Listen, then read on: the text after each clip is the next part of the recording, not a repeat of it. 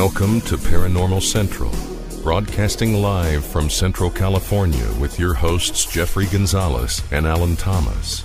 Broadcasting video worldwide at ParanormalCentral.net and broadcasting audio on the Dark Matter Network at ArtBell.com. Are you ready to witness something that you cannot explain? I'm looking for you, you're looking for me. We have to decide what it will be. Can it be true? Can I believe the unexplained? That was weird. Hello, everyone. I have no idea. We're being taken over. It must be that little surprise. What the? It's messing with the electronics Just fade it already. out. That was weird. No.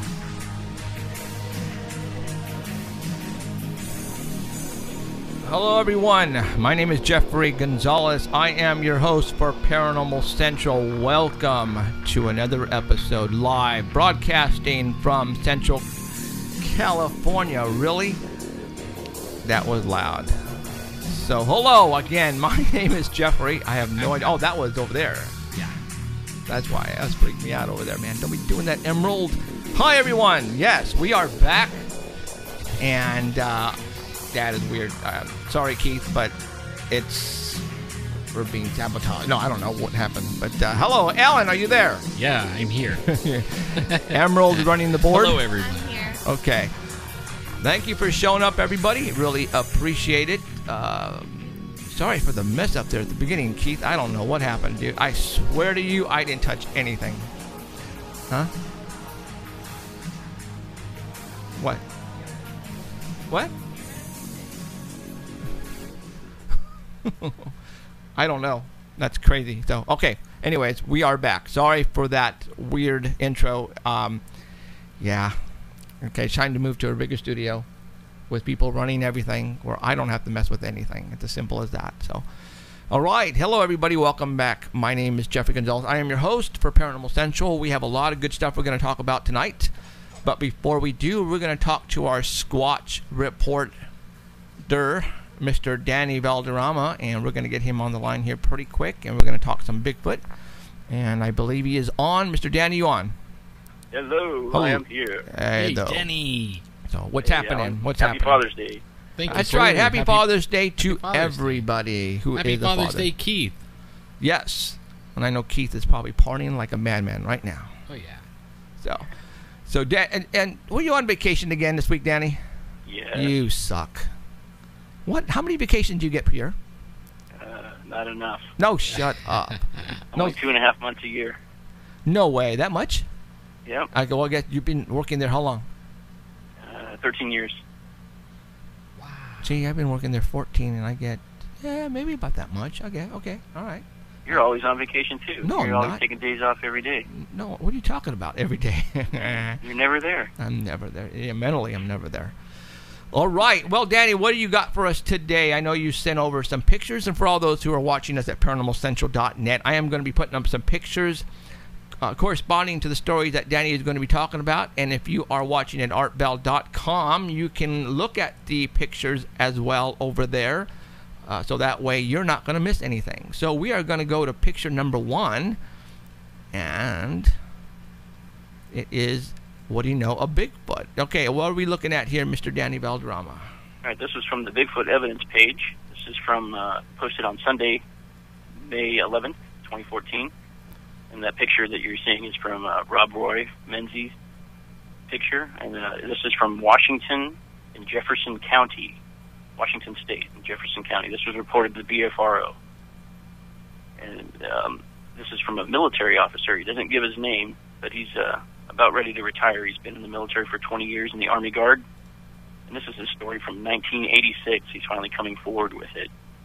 And it was 1 to 2 hours before dark. This is near Discovery Bay, on the mountain overlooking Discovery Bay. It's between Port Townsend and the town of Sequim in northwestern state of Washington, up near the Olympic National Forest there. And he was with his 2 buddies and their 2 girlfriends, and they were all crammed in his truck, and they were heading up the mountain to go target practice. And he decided to stop his truck before they got to the top of the hill so they could walk up to the hill and not scare any animals that were up there. So they were the rest of the people were getting their stuff out of the truck, and he decided to go walk up the hill with his shotgun before everybody else. And when he got to the top of the hill, he looked down the hill, and he noticed that there was something about 50 to 60 feet away from him down the hill, standing on a stump. And at first he thought it was a large man dressed in a ghillie suit, staring at Discovery Bay that was in front of him, so he had his back to him. And then as he was staring there, the thing didn't move. It was just staring straight ahead at the water and watching the sunset. And when his friends were getting out of the truck, they slammed the door. And when the door slammed, this thing slowly turned around. It didn't turn its head. It moved its shoulders and its feet to turn around to look at him. And it made eye contact with him, and they were just staring at each other. And when he saw the face, he knew it wasn't a person in a ghillie suit. He knew he was looking at something that he had never seen before. So it turned back around slowly, and it continued staring at the water. And he had no idea what he was looking at. It was standing in the middle of a slope in the middle of a clear-cut area, so there was no forest for it to run to. So he just couldn't believe it. He saw a huge something standing there, and he yelled. When he finally got composed, he yelled to his friends, said, "Hey, come here, look at this." And it slowly turned around and looked at him again, and it kind of gave like an annoyed look at him. He said he could see that it was intelligent. He could see it in its eyes, that it knew what was going on. And he said that they just stared at each other again, and this thing turned back around, and it took one leap off of the log, heading towards the clear cut that was the forest that was there nearby. It took one giant leap off of there and then started walking. It didn't run, but it was a walking. It was walking really fast towards the forest, the tree line there, and he took off running after it. And when he took off running, his friends saw that he was chasing something, so they came running fast. And this thing made it back to the tree line before his friends got a chance to see it. So he said it didn't have a neck or anything, and it was just turned its whole body to look at him. But he could hear it running through the brush, and he didn't understand why. If it was a moose or something, the thick brush there would have prevented it from running into the bush. But this thing didn't slow down at all. He could hear it crashing through. His friends could hear it crashing through. And they didn't see it, but he was chasing it. He said he wasn't too far behind it. So he told his friends what he had seen. So they all went back to the stump, and they started looking for footprints. And they did find footprints in the area leading towards the tree line. They also found a thick, musky smell in the air that they had never smelled before. They didn't know what the heck that was. He said that he could see that it was 7.5 to 8 feet tall, taking huge strides, walking way too fast for a human. And he said no human could get through there. He said he tried getting through where the thing had run to, and he had no chance of getting through there. And he's deciding to tell his story because he's about to retire. So nobody can make fun of him or anything in the military because he's going to retire. So he doesn't care now. Right on. It's a pretty cool story. Right on. How far was he from it when he realized? When he first saw it, yeah, it was 50 to 60 feet down the hillside from him. It's really close. Standing on the stump. Wow. Very cool. All right, let's go to picture number 2, and it looks like we have some hair samples. Yeah, this is really recent. This was reported on June 12th. Whoa. These people didn't know what to do about this. They've been having sightings and everything happening at their house since 2010, and they finally came across the Finding Bigfoot show. So they heard about the BFRO through them. So they contacted the BFRO and finally reported a sighting.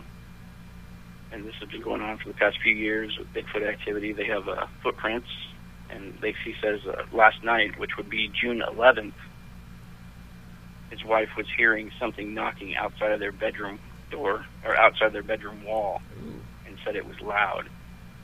So they got up and looked around, and they found this big clump of hair, which is the picture there. And the big clump of hair had a musky odor to it. It's kind of skunk-like, but stronger. And it was brown in color, 3 inches long, and it had like sticks and pieces of outside the grass and everything, debris in it. So he contacted BFRO, and he said he wants immediate attention on this because, you know, he's not interested in being on their TV show, but he wants this hair tested before it gets too degraded, and that was the problem we had.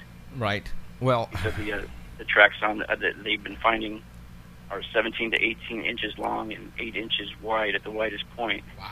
So they're not deep enough to cast because the ground's kind of hard out there. And they've been having plenty of broken trees and bark stripped off the trees. He said they have pear trees, and the pear tree can have like 500 pears on it, and in one night, the whole thing is stripped overnight. And that's been happening for the last 3 years. Wow. Something comes by and just takes all the pears. that's for some cameras and some surveillance goes down. Oh, my God. He says he does have 2 IR cameras up, and he's had those up since 2010, but he's gotten absolutely nothing on those. Well, how do But you... there are footprints around the trees. How do you so get... he's Oh, expecting it. then those cameras are not placed like they should be. I mean, Yeah. he should be able to get them... Man, where's this... He's had nobody to contact because he didn't know who the heck to contact. Where's this place? Now he has BFRO, and they've already contacted him. Did they? Where? What city is this? What state? It does, you know, that's everything. It lists all the information on there, but except for the city. I contacted him and asked him what city it was, and I haven't heard anything back from him. Wow. I'd like to know where this is too, but they've even heard growls over the last couple of weeks coming from the forest behind their house. So That would be worth a road trip. Depending on where it's at, though. Yeah. So I'll let you know where this takes place. But Okay. Yeah. you know, the BFRO said he had just called, talked to them last night, and he's going to send out the That'll hair be the last sample we to them. hear They're of going to it. get it tested for him. See, you But don't it's brown with red tint in it. you don't send out the hair samples like that, man. They're gonna tell you, well, it's nothing, and they're gonna keep it and place it aside. And later on, when it's convenient for them, they're going to say, look at what we found. That's why you don't do that. Mister, if you're listening, please don't send it to anybody like that. You need to do this on your own. You ever wonder how much stuff the BFRO ever collected?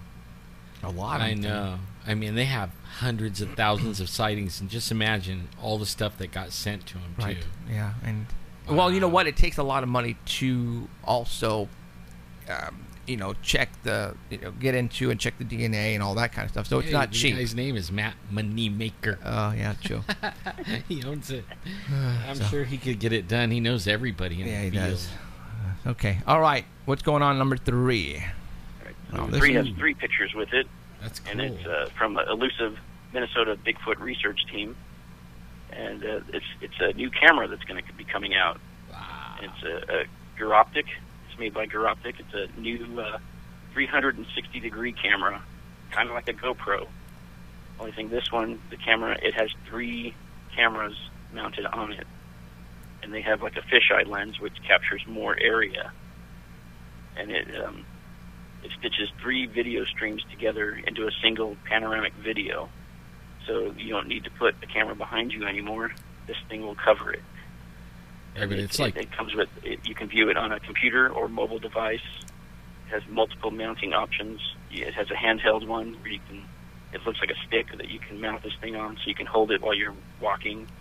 There's also a light bulb mount. Yeah, I was looking at that. One of the pictures that I showed that you can put a light bulb attachment on it, and you can put it, like if you wanted to do home surveillance, you can put it where the light bulb would go. You mount it on there. And it doesn't matter which way you turn this camera. It always stays. You could turn the camera upside down. It'll still record the way that you had it originally. Wow. So if you fall down, it'll still keep recording straight ahead. You won't be able to tell that you fell. That's the perfect camera for me. Okay, so so how did this record then? It's Wi-Fi or? It has an SD card in it. Okay. Or you can record. It has a wire. You can record straight to the computer. Okay, so it comes with a goggle. Well, there's this goggles that you can buy is attached to the lenses, so you can take it underwater with you. It has GPS and Wi-Fi. It has a micro SD. It's a micro SD slot. Okay, so it's well, I'm trying to think of how somebody in the Bigfoot could use this. So if we went hiking, just like we used the GoPro, Okay. this is what we'd use instead of mounting the camera behind us. So I'd mount it on top of the Just head. hold that camera and it'd get the whole view all the Okay. way around us. Okay. It has an image stabilizer on it, Okay. so you don't get all the bouncing and stuff. But the only problem that I see with it is it only has a 1 hour battery life. Hmm. It's still kind of new. Yeah, It 1 hour. takes video or still pictures, and it also comes with, or you can get 3D software. And It's then not available anywhere right now. They're currently on Kickstarter. I don't know if you know what that is. Yes. It's a website where you can. I put the information on your Facebook page. Okay. It's Kickstarter, and what you do is you donate to this group, and they have to get to a certain amount of money before this project is funded. They started their original goal was $500,000, and they have 2,980 backers so far. They're currently over $1 million. What? And they have 18 days left to fund their project in order to get it going. Holy He cow. says they currently do have enough money to make these cameras, but they wanted to put it on Kickstarter to gauge the kind of interest that they're going to have in the camera to see how good it's going to do. And right now, if you're a backer of this and you pledge $249 or more, you can get the camera when it comes out in November. It'll ship in November, and you can get the camera for $249. And the regular price is going to be somewhere around $500 when it comes out. So there's different tiers. So you can do $249, $299, or $329, and there's a certain amount of people that can pledge that amount, and all those have been filled. So all those people will get the camera at whatever price that they pledged. Right. So the next tier would be $349 or more, which is still, they say, going to be like a $300 savings, because the more you pay, the more options you get with it. Like for $349, you get the camera and the underwater caps that come with so you can take the camera underwater. Right. And some cables, and then you get a thank you on their website. If you only want to pledge $25, you get a T-shirt. But I put the link on your page, and there's only 18 days left. It'll stop on July 4th. Okay. So right on. That sounds like it's pretty cool. That is pretty cool. Let me go Looks to like the next. Looks like an octopus. There is the Oh, wow, look at another that. one there. And It shows a then- picture of what it's going to look like. Right. And then I'm going to go ahead. Man, we could have thought of something like that. Yeah, okay. And then I guess this next one is the 360 on that camera. Shows you what the lenses look like, and The only Well, the bad output thing is on it. it's like close. Control Fisheye buttons. means like within 10 feet or 20 feet Yeah. at the most, you know. So Anything that's cool. past that's going to be like hard to see. Very cool. So, hey, did you go see Godzilla, didn't you? I saw Godzilla. Man, it's right up your alley. Why do you say that? Because in the movie they have like conspiracy theories, they have secret government agencies, underground bunkers, all that kind of good stuff. And I said, wow, Jeffrey would love this. They have people making cover stories for things that were going on, like because they had right at the beginning of the movie, they have a nuclear reactor that melts down, and they blame it on some faulty mechanic things or something, and they seal off the whole area, just like Fukushima. Right. And the whole town is deserted, and they say it's because of the meltdown. But this guy sneaks back into the area, and you can see people working out there on the little island. So he sneaks over there, and it's not because of a meltdown. It's because they got something trapped in there. Oh. So So pretty good. so you're saying Fukushima, then there's Godzilla in real life. Yeah, it might be. And there goes my voice. Right on. All right, Danny, appreciate it as always, and I guess we will see you next Sunday. Yeah. Right on, dude. And happy birthday to Art Bell on Tuesday. That's right. Art Oh, Bell's yeah. birthday is on Tuesday, and so is Emerald's. Yay. Emerald Happy and Father's Art Bell. Day, Danny. So, all right, man. All right. Have a good day. Take All care, right. dude. You too, Thanks. guys. Bye. Okay, We'll bye. see ya. All right. Okay, that's awesome. Some good Bigfoot stuff there. What we're going to do now is I have a neighbor who I grew up next to in Sanger, and she is now, from what I understand, she teaches either screenwriting or filmmaking in San Francisco, and she posted something on her Facebook wall stating that she had just written a script for a movie that they want to film there, and they put it on Kickstarter, I believe, and that and it's about a fairy. So I just wanted to get some information on her and see if they need some help. Maybe we can assist her in getting the movie going. So we're going to talk to her right now. Her name is Donna, and I've known her for a long time, since I was a little kid. And Emerald is still talking with her right now on the phone, and I don't know if she maybe is now doesn't want to come on. Maybe she's shy. No. All right. Hello, Donna. Hi, Jeff. How are you? How's it going? Hi, Donna. I'm Alan. Oh, I'm sorry. No, Hello, no. Alan. How are you? Real good. Good. We got Alan, myself, and Emerald, who you just talked to, our engineer. Okay. So right on. So hey, I never knew exactly what you did.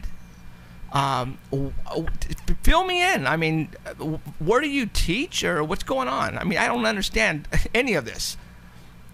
Where do you Okay. teach? Where do you teach?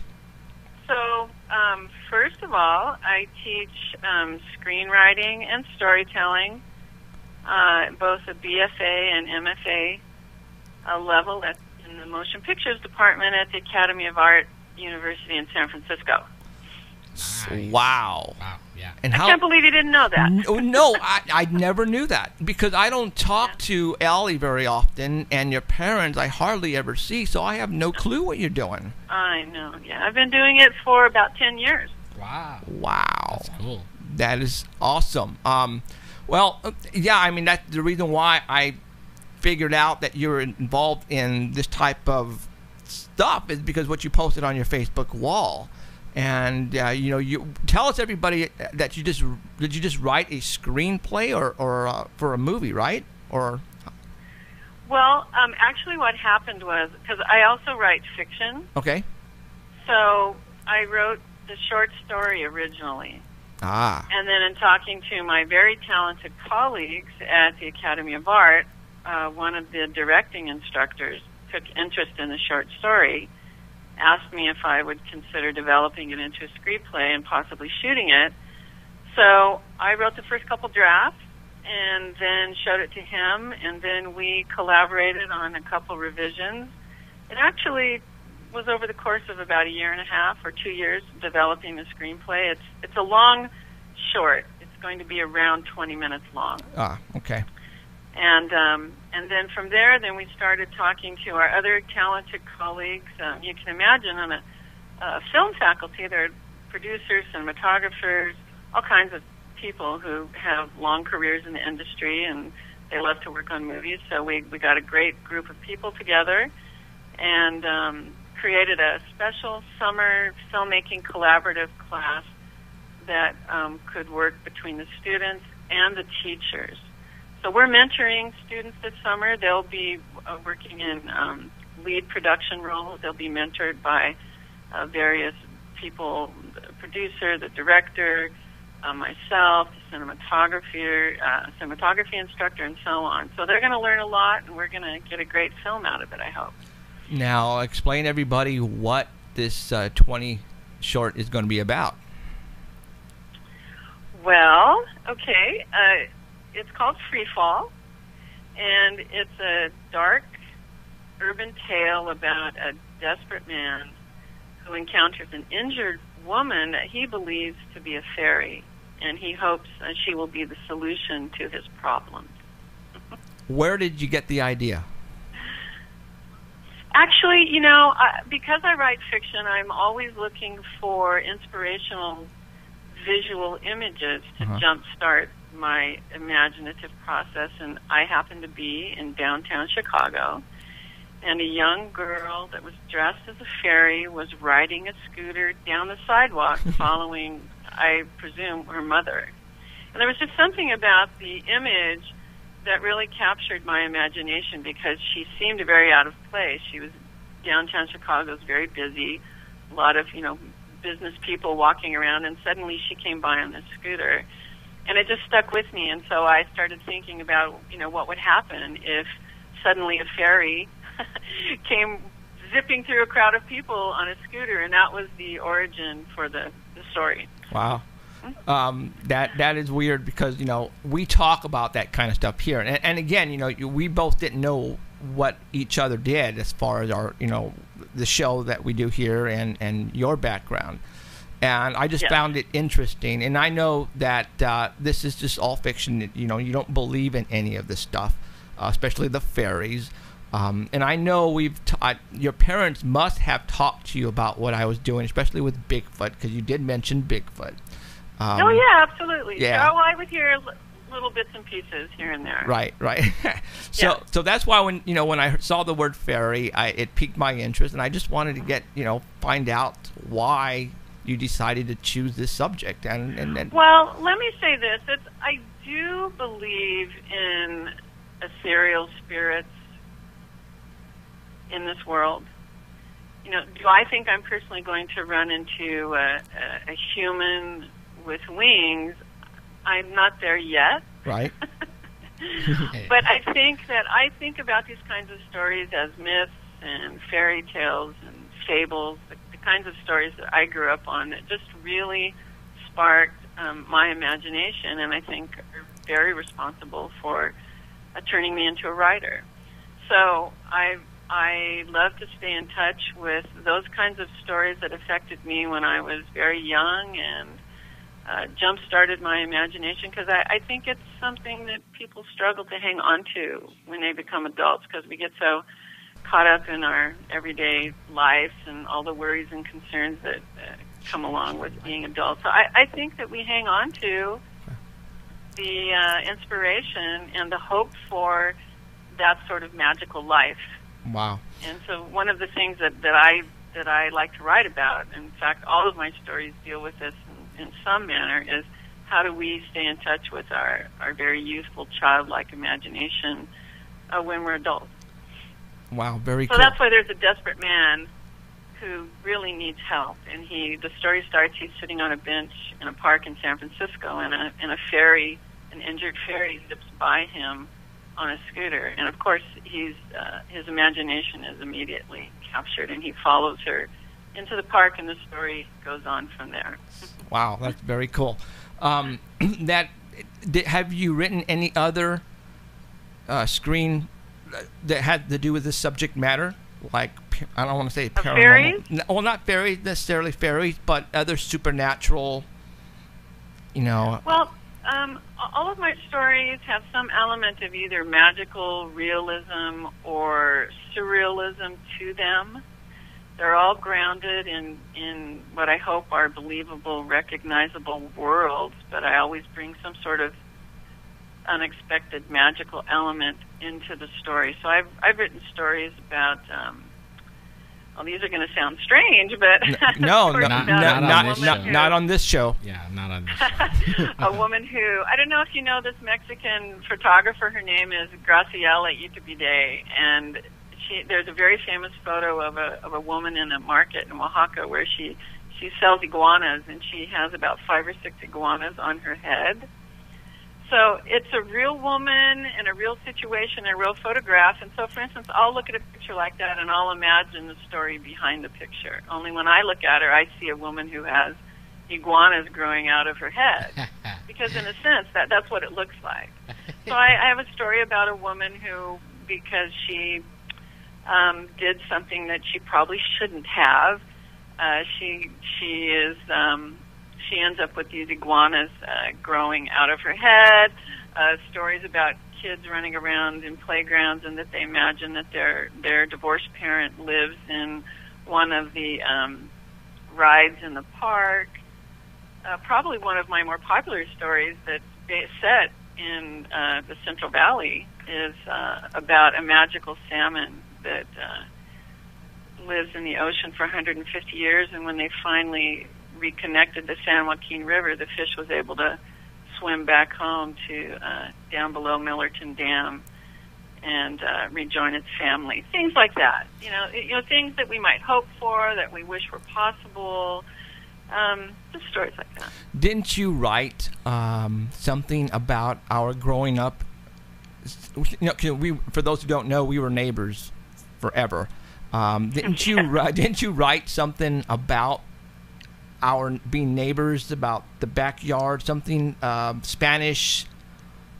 Oh, that's a screenplay. Okay. Yeah, that's not magical in any way, but it is about myth. It's about the infamous gold rush bandito Joaquin Murrieta. And again, the question of was he a mythological figure or was he not? I was very interested in addressing that, and the jumping off point for that story, actually one of the key scenes, takes place in your backyard, in your parents' backyard. Yeah, and explain to us how, in what way. Well, the two main characters have gone to high school together, but now it's 5 years later. They were romantically involved in high school, and 5 years later they meet at a 4th of July party in your dad's backyard, because your dad and mom always had those great 4th of July parties. Right. Yep. And so, because it was set around that time, I have them reconnect at a party in their backyard, and there's even a tiny role for your dad. He has a couple of lines. And cool. From there, they go off up into the gold country and begin the search for Joaquin Murrieta's treasure. That's cool. Now, didn't you submit this to Selma Hayek's production company at one time? Oh my gosh, who have you been talking to? I have, and actually the film has been set up 3 times. If you know anything about the world of screenwriting, it's very tenuous business, and it's difficult to get funding for projects. Yes. And we had funding from different places, from New Mexico and Florida and Australia, but the funding fell through, right, unfortunately, and the option on the film lapsed. So always trying to set it up. Sure. But yeah, we did at one point. It's been read by many people, but it's a big budget film because it requires a lot of exterior locations, a lot of exterior shoots, and so it's hard these days to get that much money together. It is absolutely hard. I totally understand where you're coming from. And I was just talking to my co-host here, Alan, and we have been just offered a book deal. We had an incident that occurred up in the Sierra Mountains, a Bigfoot incident, and you probably have never even heard about this, but we need to talk. Well, no, that's not true. I have heard bits and pieces. Okay. But go ahead. Okay, this is about the windows of my truck. Does that make any sense? Have you heard about that?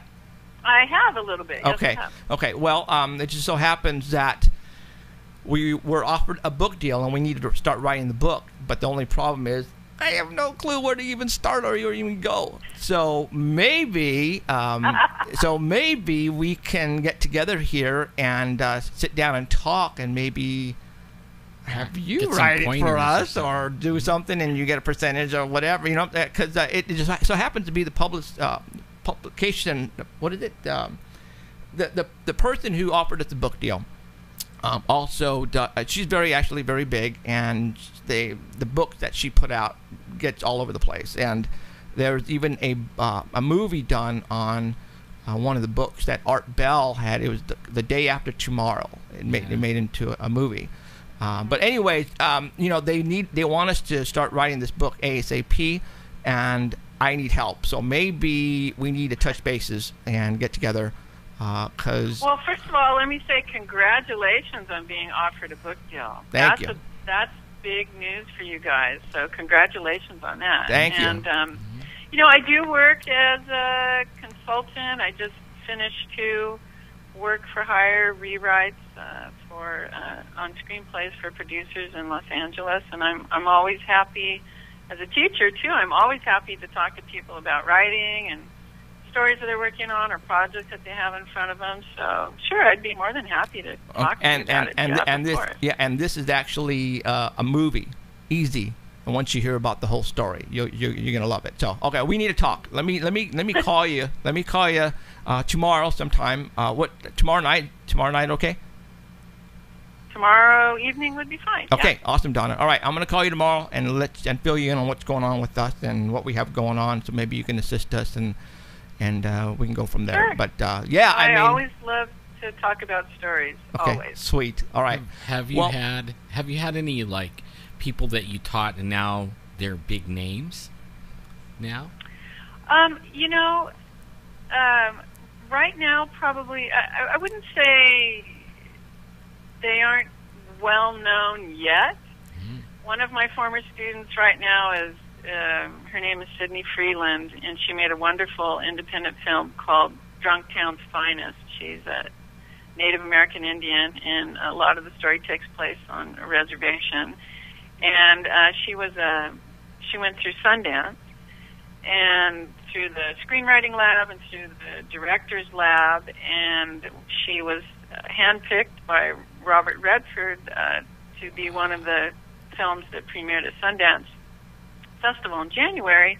And then they picked her to go to the London Sundance Festival, which was the first time they'd done it there, and subsequently she's been to virtually every film festival across the country, and she's coming here to San Francisco at the end of the month. So she has a blazing career that's taking off. I have many former students who are working as what happens at the Academy of Art.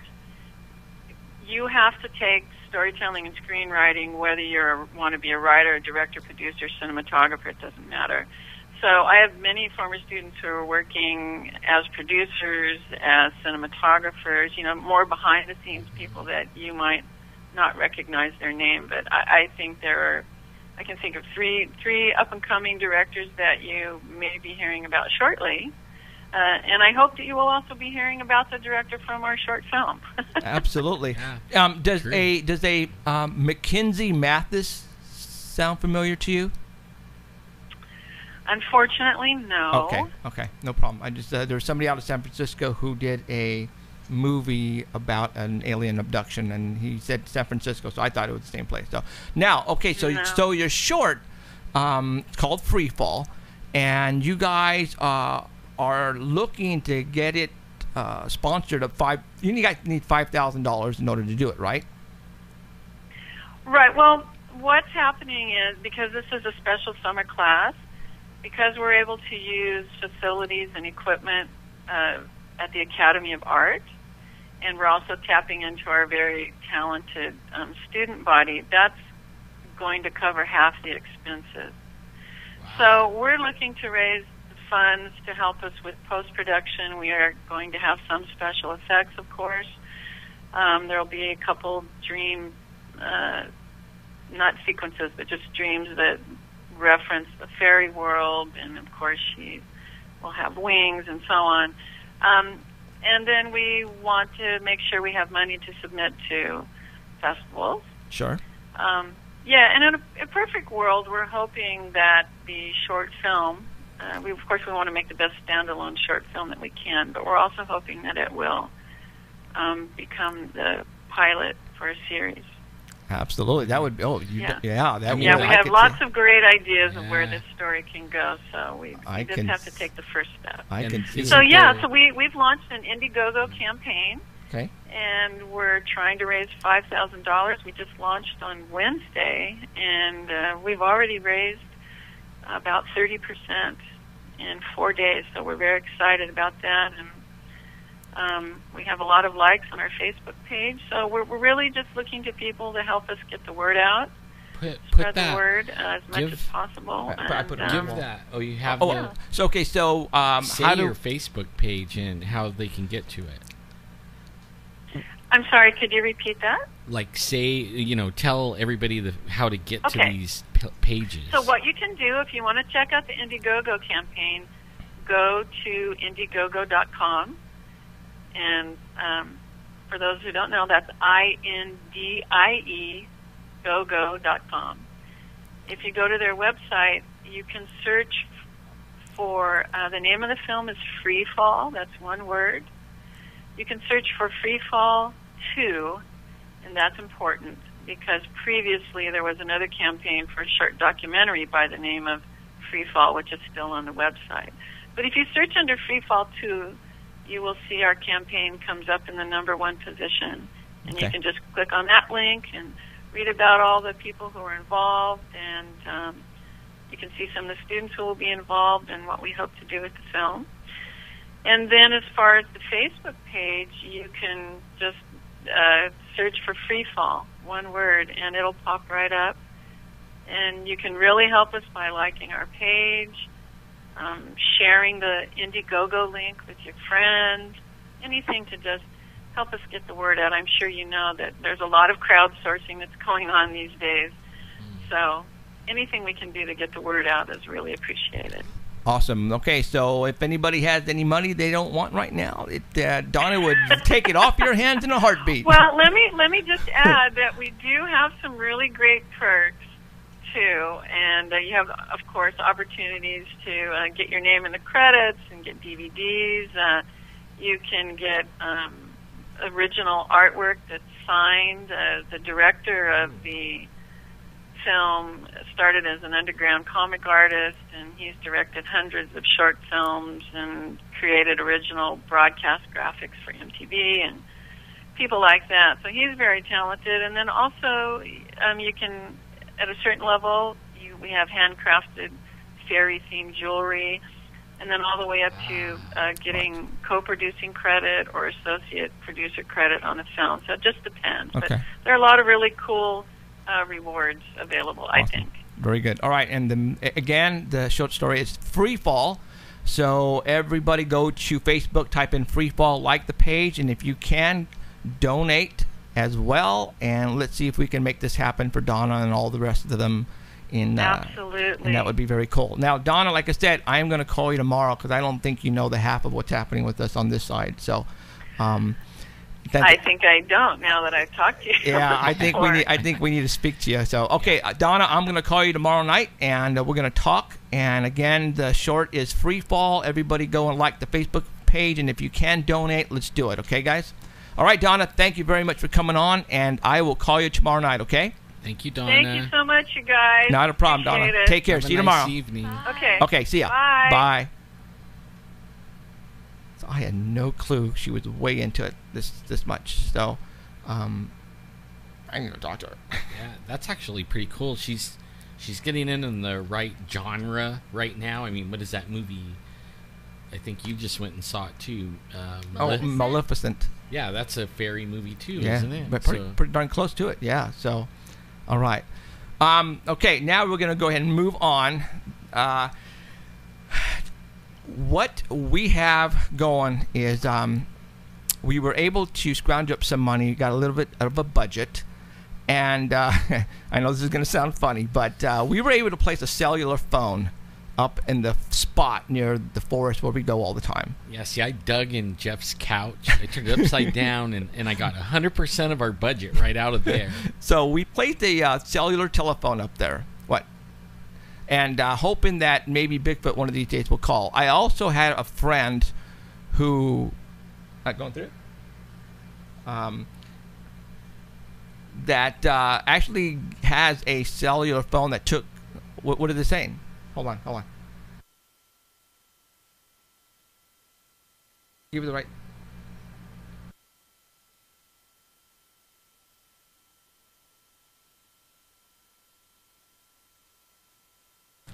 Hold on. We're trying to get something. Keep on going. So while she's doing that, I'm going to go ahead and continue on with other stuff. Well, you know that the last show we did on the Gadget Show... got a lot, man, I got a lot of emails and messages, and everybody was loving the Gadget Show. And then they've been sharing their gadgets with us. So we need to have another Gadget Show, but only where we have callers call in and tell us about their gadgets. Because they want to share their gadgets. All right. And I didn't know that it was going to be so popular, you know. Wow. Now, I mean, yeah, that's it was just something that just came up all of a sudden. All of a sudden, we decided to show our top secret stuff and go from there. So, well, anyways, back to the budget situation.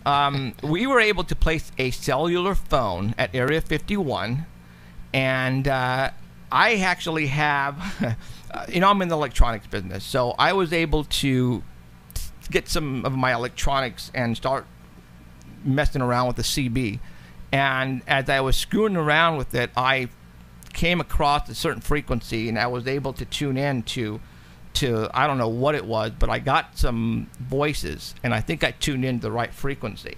And let me see if I can bring that up. Hold on.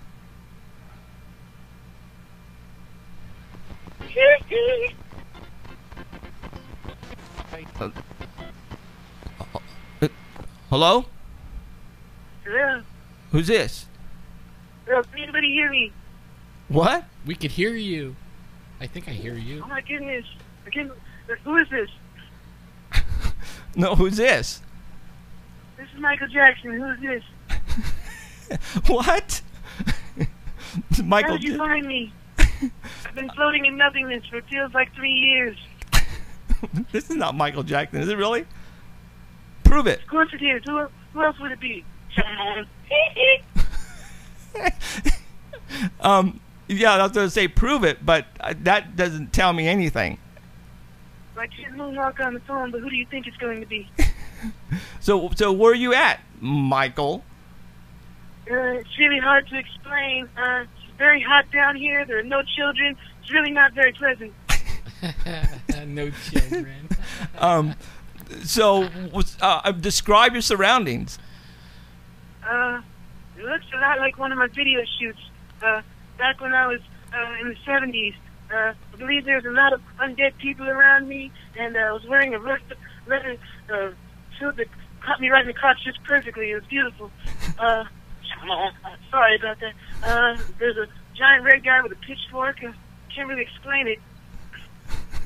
Maybe you're in the place that you're supposed to be at.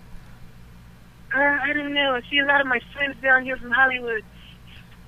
What friends? Do you have friends? Yeah, a lot of friends. Let's see, Sammy Davis Jr., we were dancing earlier. Who else is down here? A lot of good people. It just turns out the Mormons are right. Mormons are right? And I did nothing wrong. There's no reason I should be here. I made millions of people laugh, and millions of people dance and sing. Can you still sing, even if you're on the other side? I believe the children are our future.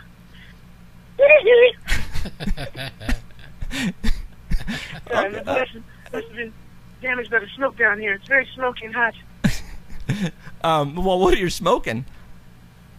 Nothing. It's just there's flames and all kinds of stuff. There's humans being barbecued. It's actually not that bad. I found my nose down here. It's beautiful. It's been years since I've seen it. So, has anybody ever contacted you before? Or is this the first? I'm sorry, what was that? Is this the first time anybody's contacted you? Yeah, it's the first time. It's just I don't know how this phone just appeared in front of me and then it started ringing. Man, I wonder if it's a Verizon or AT&T. I don't think that. It definitely isn't AT&T. They don't get reception in real life. Boom, boom. Must be Verizon, because I see the little guy over here. He can hear me now. Yeah, we can hear you. So what do you do with yourself down there now since you're on the other side, wherever you may be? Just working on some new dance moves, writing new songs, and, just wishing there were some children to keep me company. Is there any children down there? I hope not. No, everyone seems to be, the Joffrey kid from the Game of Thrones showed up yet last week. Who? Well, who was Joffrey kid.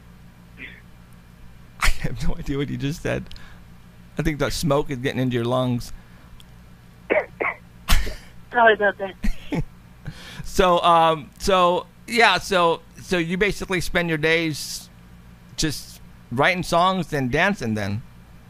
Just waiting for my comeback. You come back. Okay. When do you think that might happen? Oh, soon. Very, very soon. The rapture is coming. The dark road is master, and he will be around soon. And how do you know that? It's in the book. It's in the book. It's in the book. So you've been reading the book. Oh, yeah, there's really not much other reading material down here, seeing as how the Mormons are right. They gave us the King James Version. Oh, man. Okay, so you want to ask him any questions, Ellen? I mean... I was just tripping out that your stuff was so good that you could get the underworld and even get Michael Jackson. That's cool, Michael Jackson. Yeah. Wow. Well, believe it or not, Michael Jackson, you're on the air. Yeah, we got you on the air right now to millions of people. Back on the radio again. Wonderful. Is there anything you would like to say to all your fans? You know, I'm bad. Shama. That's about it. Okay, Michael, I'm going to let you go. Keep writing those songs, and maybe one of these days we'll be able to get back to you and find out where you're at again, all right? Certainly hope so. Can't wait for my new special to come out. And what special is that? Oh, it's going to be called Thriller 2. You'll be the first to know. Okay. All right. Well, let me know, man. Take care. We'll talk to you soon. Bye, Michael. Bye-bye. Okay, that was the first. I didn't think it was going to get that good of a reception, but... not bad for all the change out of his couch. Yeah, that's what it's worth. So. You sold your computer. Yeah. All right. Thank good. you, Michael. So, all right. Hopefully, we'll we'll tune in to somebody at the Area 51. Maybe we'll get somebody out there in that area. So we'll see what happens. So, all right. Let's talk about the stuff that's happening in the news right now, and I have a lot of lists. First of all, somebody passed away today. For all those who know his voice, he was the voice of Shaggy. And a lot of other voices as well, but I've known him mostly as Shaggy. Casey Kasem passed away today, and he was really Shaggy. Yeah, it was Shaggy. Have you ever tried to make that voice, like the Shaggy voice? It's almost impossible. He was the master at it. I'm pretty sure he was the original. Even the guy that does it now can't do it as good as the original Shaggy. No, it's completely different. Yeah, I mean that was like an impossible voice. Right. You know, it was like somebody put a shoestring around his neck and was choking him out while he was talking. No, you can tell the difference though. Yeah, you can tell the difference of today and back in the 70s and 80s when we were growing up. You can tell the big difference, and it's kind of hard, when you have a voice that has been around for a long time and try to reproduce it, it's really hard. So I mean, Casey Kasem had one of those unique voices, and you can tell, and somebody posted on Facebook a list of all these cartoon characters that he did, and there was a lot of them that he did, and I had no idea. But the only reason why I known of Shaggy, because Scooby-Doo was my all-time favorite growing up, only because of Scooby-Doo and the paranormal and the ghosts and the monsters. I mean, it's like when you were a kid growing up, and if you did not watch Scooby-Doo, and I can tell you right now, all the people who were involved in paranormal today, as kids, watched Scooby-Doo growing up. Mm-hmm. I mean, I watched it every day after I got home from school for half hour. It was a great cartoon. I loved it. And that kind of stuff. I didn't even know Casey Kasem did voices. I remember him every week doing the top 40. Right. I mean, and every week we tuned in on the AM channel and listened to Casey Kasem do the top 40. And it had people like the Beatles and, stuff like that. So, man, I'm feeling old. Both of us. Saying that. So, wow. So, all right. There's something going on right now, and I posted this on my Facebook wall about all these illegal kids that are coming in over the borders. And there's a lot of people who are talking about it, but you're not hearing very much of it on the mainstream media. And it's just kind of scary. Now, obviously, we get a lot of people crossing the borders every day. I mean, there's just thousands of miles of border that cannot be watched by, anybody. I mean, they're thinking about putting up fencing and they're just thousands of miles. There's no way they can keep eyes on all the parts of the border. But within the past year, in 2014, literally thousands and thousands of these kids have been coming across the border. Just kids, not parents, just kids. And within the past several months, they say approximately 47,000 kids have just come across, just like that. And a lot of the Border Patrol agents, the people who are trying to find out what's going on, the Border Patrol agents have never seen anything like this ever. And they're responding back and saying this is all orchestrated. And because it has to be organized for them to all come across the border at the same time. It's being organized somehow, and they cannot figure out why it's happening. Except for what they get when they get here. It's almost like somebody told them to organize it, because when they get over here, they get everything. The United States of America is the land of the free, and you can be whatever you want to be if you put your heart and soul into it, and it's the land of the free. And wherever they're coming from, I think it's Central America, they're very, it's Brazil, Venezuela, it's their life out there sucks. So if that's what they're getting fed, that type of information, that's why they're coming over here. But the question is, now they're being, as soon as they're coming over the borders, they're being captured and they're being bused to certain locations. There's really no place to put them.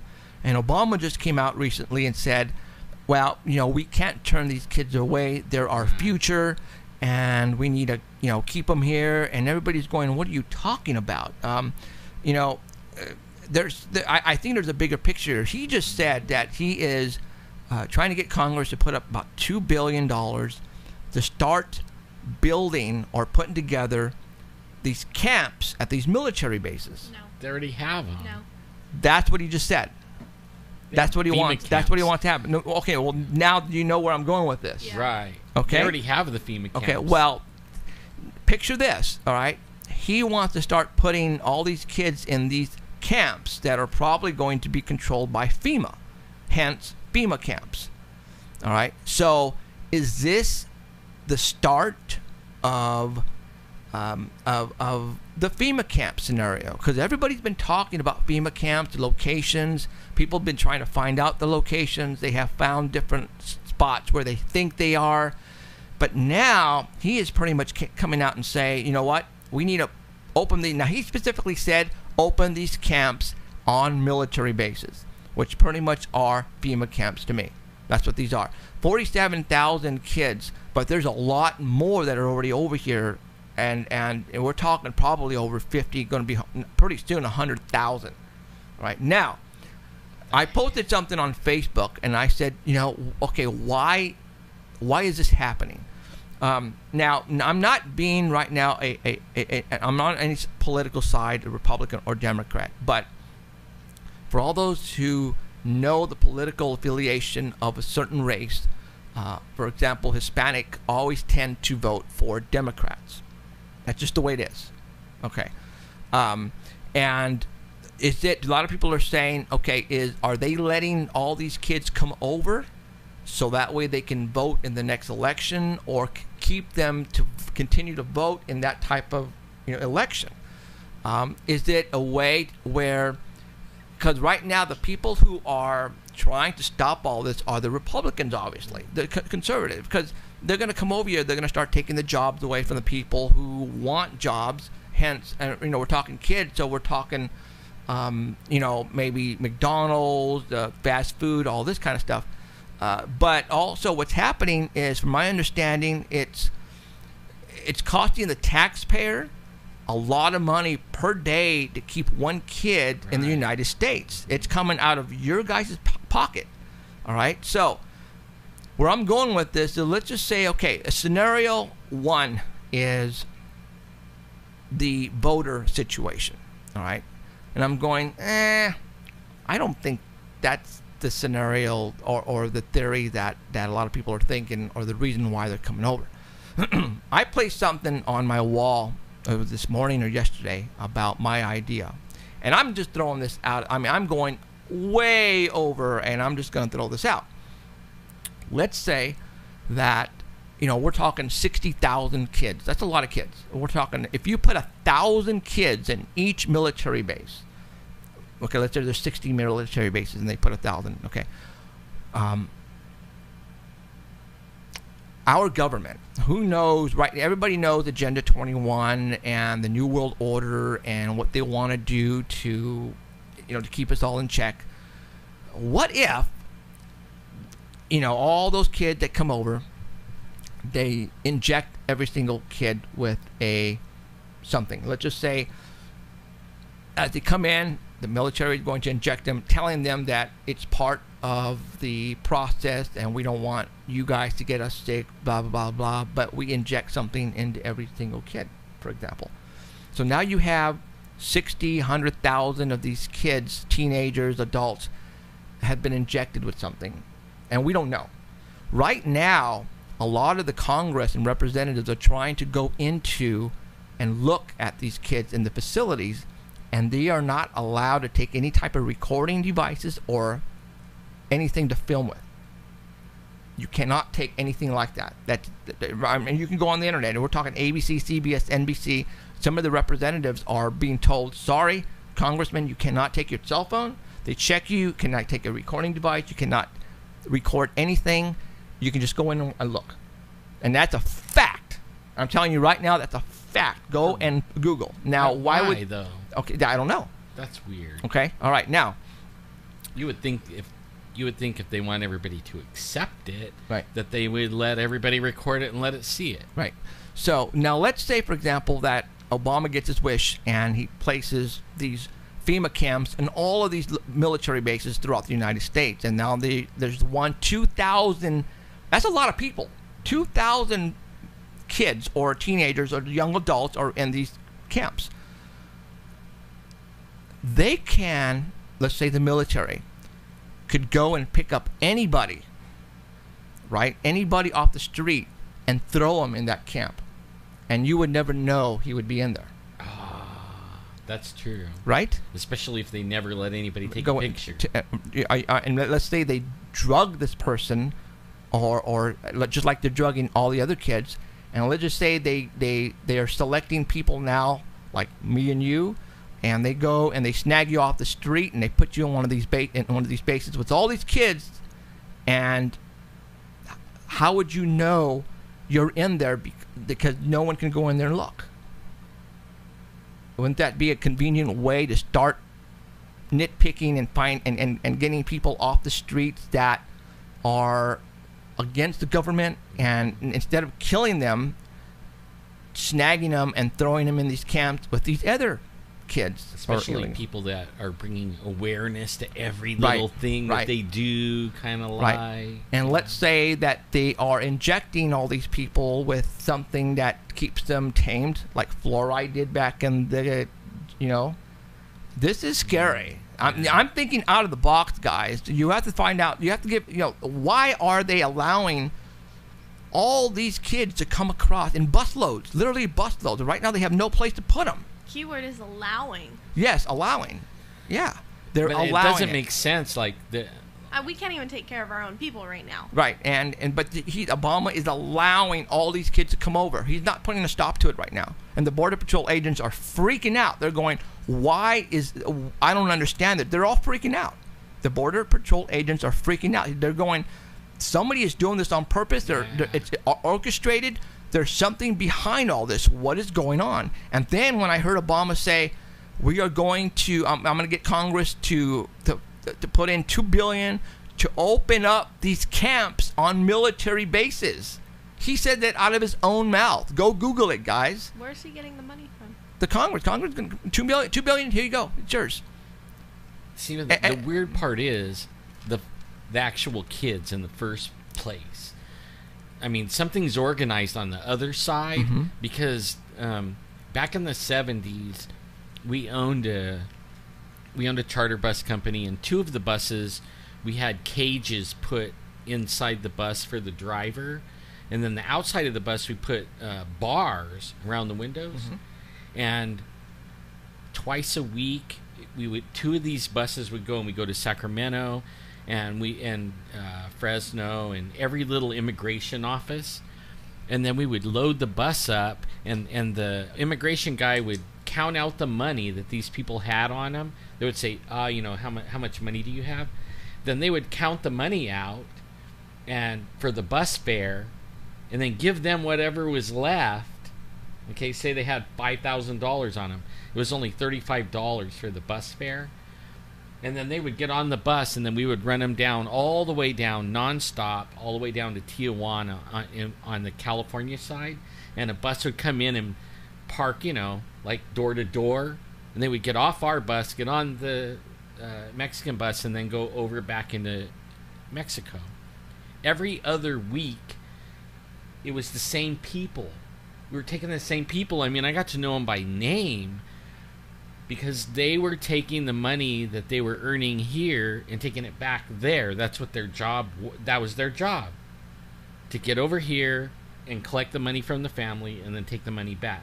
Okay, now, it's orchestrated. That is orchestrated. Or, I mean, that has, why they're doing it. They're taking what has high value for here. And you can buy 1 million pesos with $1, right? I don't know how much it is, but it's a lot. Who is organizing the children to come across? I mean, that's what I mean. There's somebody over on that side rounding up kids. Maybe they're getting paid for it from here. Somebody's saying the cartel is involved somehow. I mean, that doesn't make sense. Yeah, that makes sense. I mean, it cartel, doesn't make sense that all these kids would hear something and start grouping at the border. Well, I don't think it's the kids organizing it. I don't think so either. No. I think, like you said, there's probably money involved for their family. Hey, we'll give you $1,000 or $500 American money, and we'll ship you over to the United States, and we promise you, your dreams will come true, type of deal. Well, part of Agenda 21 is to lose the border. Where they don't want a border for they're trying to make the North and South America one country. Right, that was what NAFTA was all about, the NAFTA agreement. It was to make it all one trading, no borders, right?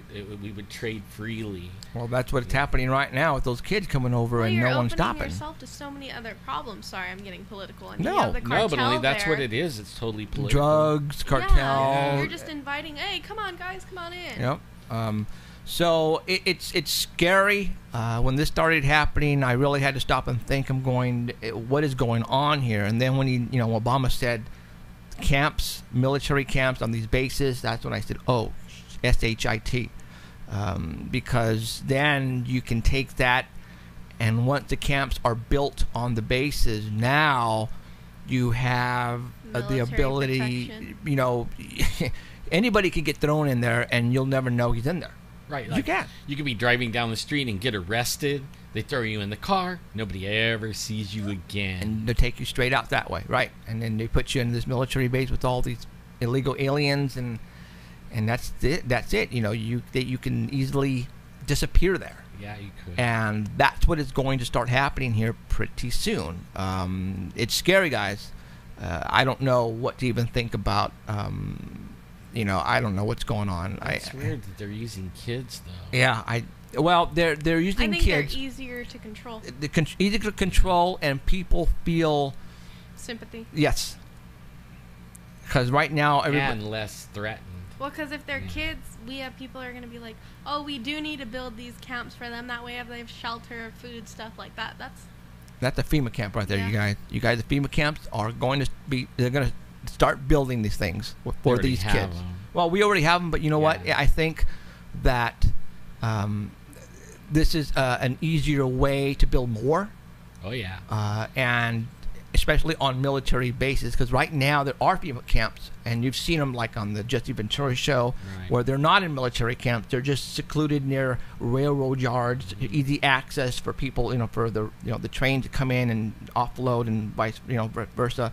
But now, if they want to build them in military installations, then holy crapola. So something to think about, guys, and keep your eyes open on what Obama is going to do with these kids, because that's going to tell you if we're getting closer.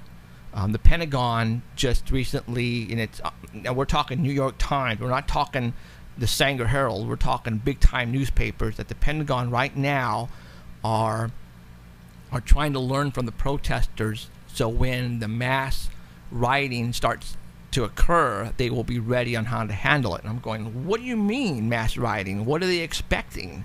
You know, so if it's Agenda 21, they're they are going to crash our economy. Okay, and that would. That's the whole idea, because they can't take us out without it crashing our economy, and that's why they want our guns so bad, is because we put up a big old fight. Yeah, they will. Well, what if they're expecting a riot? Then they know they're doing something bad. They expect something's going to happen, so they are expecting it. Now, it could be, like you said, it could be the crash of the economy. It could be something coming in from outer space, maybe a meteor that they're aware of that's going to hit. An EMP bomb could go off, and that can knock out sun. Anything, solar flare, anything like that. So it's crazy. It's something they know, though. Yeah. Because they're planning. They're planning for this. Absolutely. So I think it's something they're going to do. I think so. They don't know about. I don't think they could say, "Oh, there's something." I mean, they could, right. But now with that in mind, let's take the whole Agenda 21 thing and try to keep the people in check. Try to keep them down here where they can keep you in the city. There's something going on tomorrow. Yeah. That we need to attend. I am going. Okay, I am going too. Tomorrow at 5 o'clock at the Holiday Inn at the airport, the Department of Forestry is having a meeting from 5 o'clock to 9 o'clock, basically wanting input from the public on how they should go about, because they are going to basically close out our forest, the public lands, from anybody to, and they already have this all mapped out, and it's because of a frog and a lizard, is what they're saying.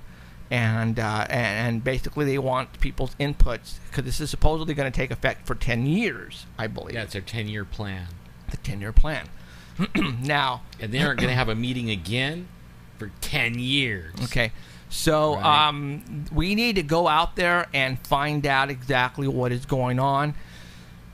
It's ridiculous that they're blaming all this on the life of a frog and a lizard. They're going to keep millions of all of you out. Now, remember when I started, 4 years ago, 3 years ago, when I started talking about prepping? Yeah. And I told all of you guys where I was going to go when the SHIT hit the fan. I said I was going to hook up the fifth wheel, hook up all of our rations, get the family, and we were going to go up, way up high and hide. Well, guess what? They heard me. They're taking that away. They're going to block me from doing that. They're going to... Basically, not just you. They're going to block. They're going to block all of us. And you know what? No fun. If it's not time to bug out, you're not going to go have fun either, because they blocked it out. Right. And they said, you could go. I was reading about it. You could go on the forest. They're not locking you all the way out, but you have to walk. And there's some places where the gate is 5 miles from the trailhead. Or 8 or 10 miles. So that means you got an 8 or 10 mile hike before you even get where you're supposed to hike. You know what I mean? No cars. All the parking lots are going to be gated off. No going in unless you're like this. That takes me out. Well, I can't go in unless I'm driving. That is going to suck, because people who have their rations and everything, they're not going to be able to take them with you. No. Okay, so... Now, what is going to block us from actually going up there? Right now they're installing these metal gates. All right. Now I should have pulled some pictures up. We have pictures of it. Is a metal gate 100% effective from keeping people out? No. All it is locked with a lock underneath, and most likely can be cut away. For all those people who don't know. When Alan was up shooting with Finding Bigfoot a couple of years ago, right after they did the scene up at the spot, they came in a week later and placed fencing all the way around the entrance to the location where we go up to look for Bigfoot. And a gate. And they spent a lot of money. There was not one. When we did Finding Bigfoot, no gate, no fence, drive in anytime you want.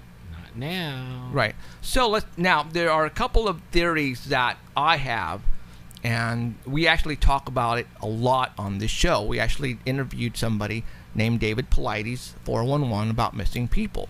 It just so happens that if you look at the maps that the Forestry Department has placed or put out that shows all of these spots that they're going to keep the people out, it corresponds with all the missing people that are in David Paulides' book. A lot. All right? It's really like close. Really, really darn close. So let's take that into consideration. Okay, maybe the whole Agenda 21, maybe we're just smoking crack and it doesn't have anything to do with it. There was somebody placed, matter of fact, it was before its news, somebody wrote about military bases, underground bases, and missing people. And where David Paulides is going as far, and he doesn't want to say, but he thinks it might have to do with Bigfoot, that, you know, making all these people disappear. Alan and I think a lot of other people think maybe it's a little further than that. Well, I think even I listened to one of David's last interviews like a couple weeks ago on his latest book, and he actually, it sounded more like abductions than Bigfoot. Okay. So it even seems like he is making that leap over to where we're thinking too. Okay. You know, now. Now, when you say abductions, what do you mean abductions? Now, I mean like alien abductions. Alien abductions. But it could be government abductions. Right. It doesn't have to be aliens. It could be abductions by our own. Okay. Now, it just so happens that all of these missing people that David Paulides is talking about, national parks, different parts of the U.S. locations, there's always a military base installation pretty darn close where a lot of these people are going missing. Now, you all know I have been doing this for a long time. And Emerald has actually been with me since the very beginning, and we have found stuff north of Fresno where her and I actually, I want to say, walked to. I think that these military installations have been placed in a lot of these areas where they know there is something going on underground.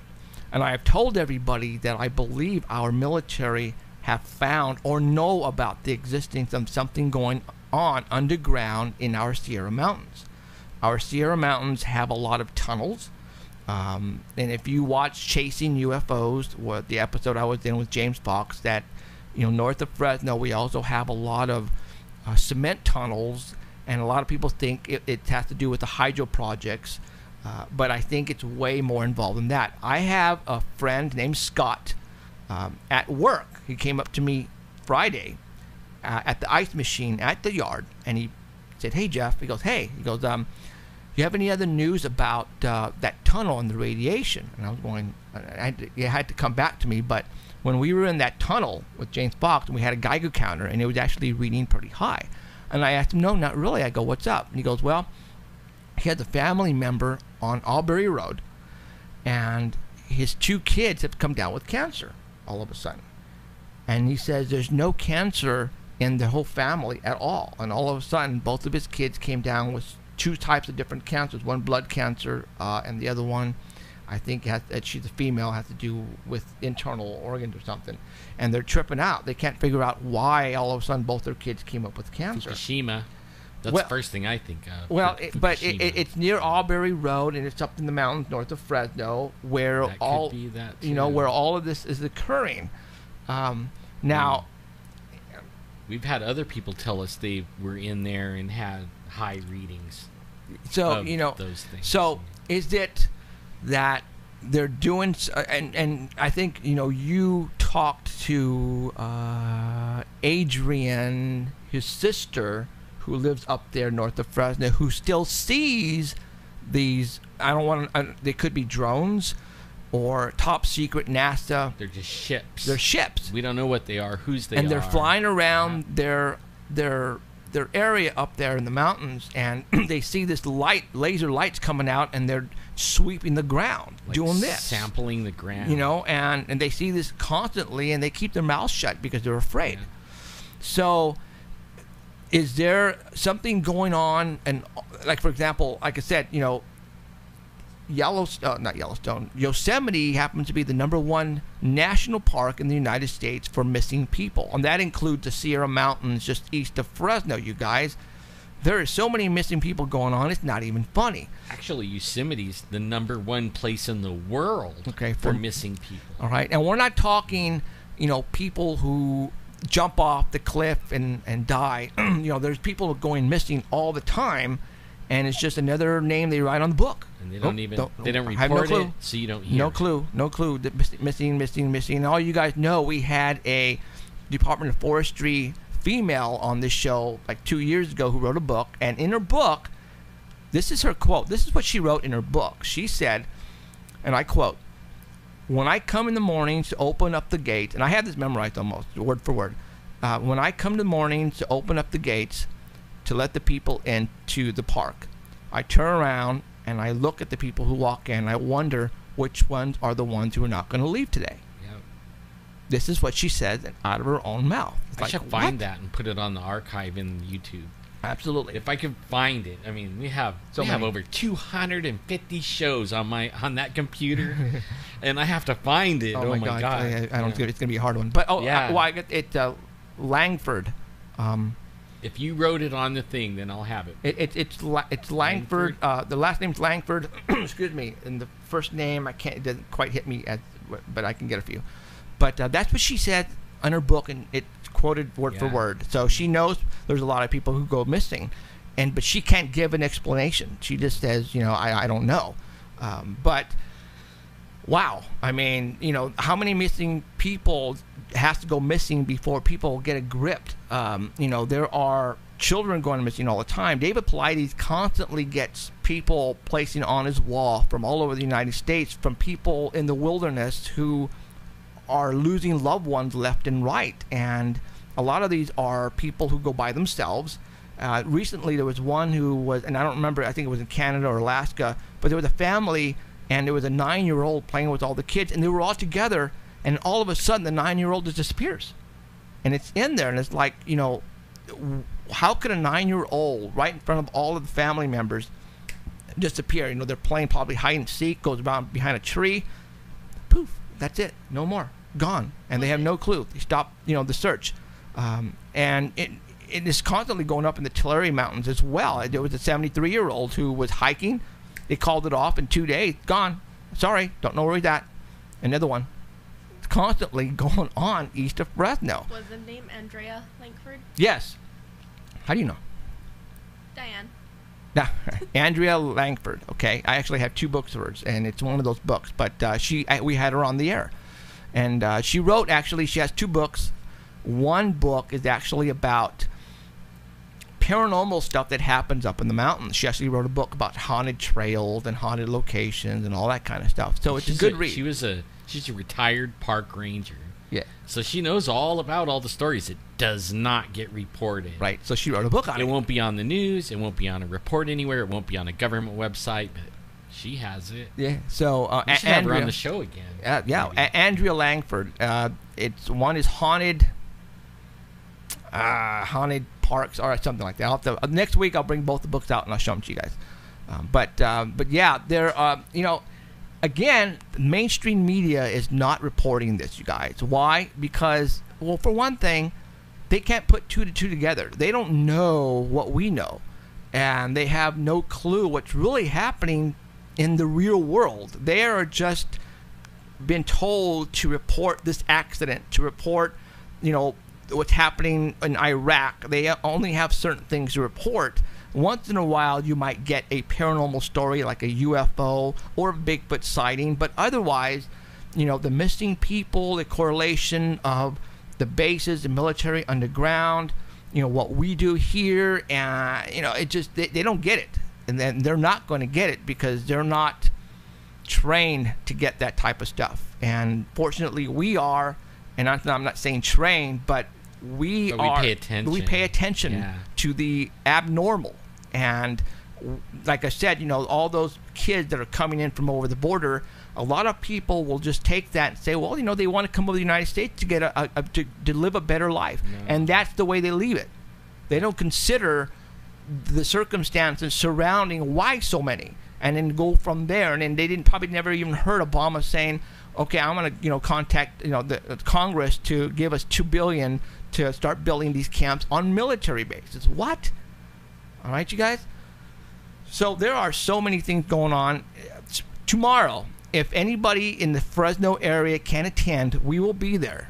And we are going to find out what is really going on. I'm pretty sure there's going to be a lot of people there.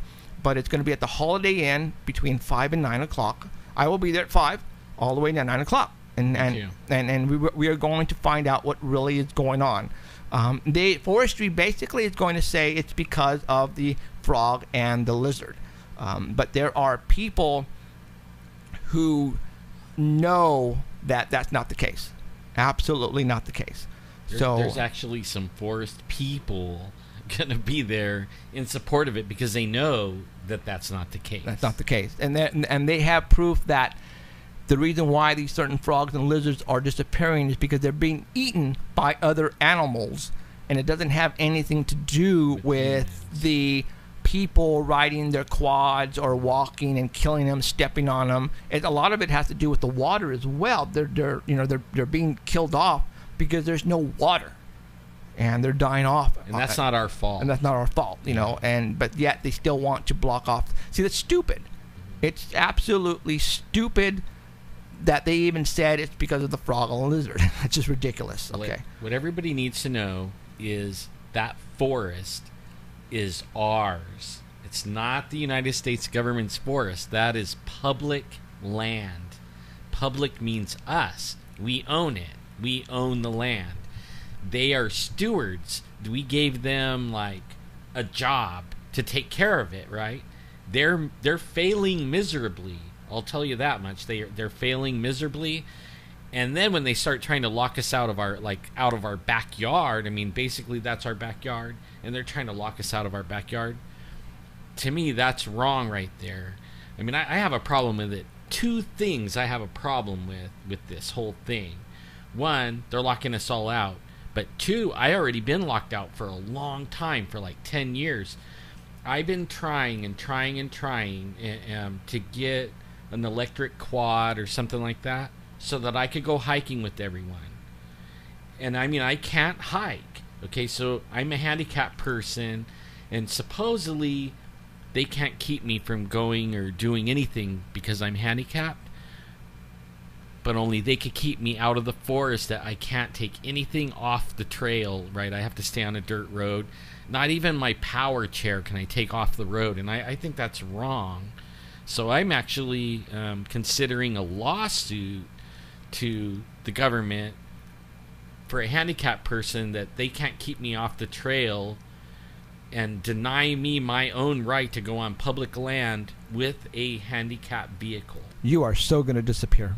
Huh? Yeah, I'll be one of those first guys in the military base place, right? Those books, it was Haunted Hikes and Ranger Confidential. There you go. Ooh, Ranger Confidential. I like that one. Yes, that's. I like the sound.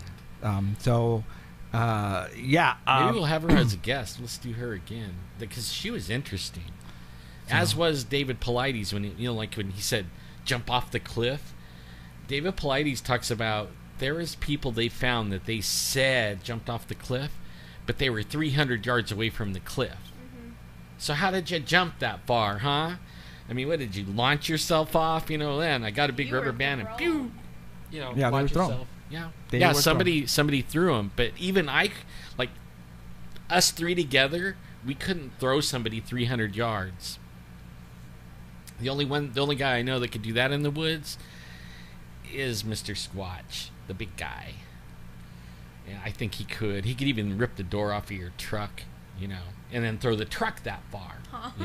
Yeah, leave the door over here and throw the truck. Yeah. Right. So everybody who can, please show up tomorrow. We will be there. I'll put it on the Facebook. Okay. I have I'll put it up on my Facebook wall too and remind everybody, and we'll go from there. So we just need everybody to show up. If you can, please show up so you can hear it from the Department of Forestry or whoever's throwing this. Actually say, the frog and the lizard is going to be extinct, so we really have to block it off from you guys going in there and trying to kill all of them. Bull crap. There's something else going on. Now, it very well may be that that's the story that was told to them by the higher uppers, and then they have to come in there and pretty much believe it, and they have to pretty much sell it to us. I don't think so. I really don't. So they're going to be there till 9. 5 to 9 tomorrow. Yeah, they have a big they have a You can long make agenda. There's a big long list of stuff they're going to go over. It's a 10-year plan. So only one point of it is the frogs and the lizards. There's a whole bunch of stuff that they're going to go over. And really, it's important for all of us to go, because the only people that's been going to these meetings over the every 10 years is the tree hugger, frog lover, fish saving people. That's how come I can't go off trail. All these things, these rules, are because all the tree huggers are the ones that go, and we don't. Probably they want you to think maybe those are their own people. It could be. But they're the ones with an agenda to keep everybody out. Yeah. Those guys show up every time, and we don't. But it's time we really started doing that, because we actually outnumber all those guys.